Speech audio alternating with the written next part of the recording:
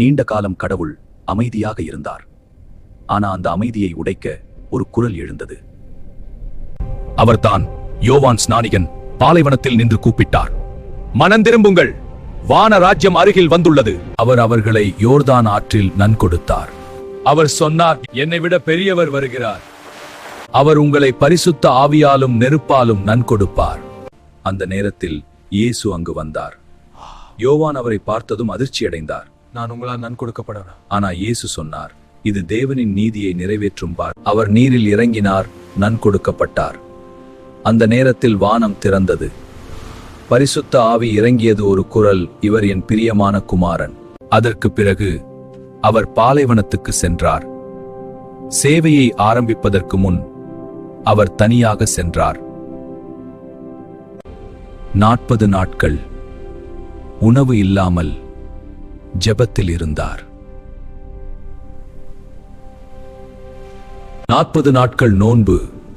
உடல் பலவீனமாக இருந்த நேரம். அந்த நேரத்தில்தான் தாக்குதல் வந்தது. இந்த கற்களை அப்பப்பமாக மாற்று. மனுஷன் அப்பத்தால் மட்டும் வாழ்வதில்லை.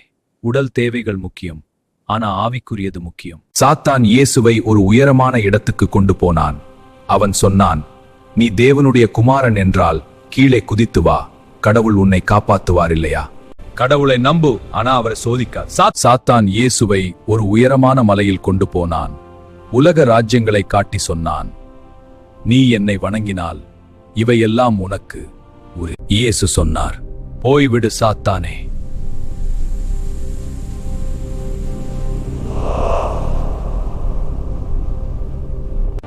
அவன் தோற்றான், அவன் ஓடினான். தேவதூதர்கள் வந்து சேவை செய்தார்கள். சாத்தான் சொல்வது எளிதான வழி, வலி இல்லாத வெற்றி. ஆனா உண்மை என்ன? கடவுளைத் தவிர வேற யாரையும் வணங்கக்கூடாது.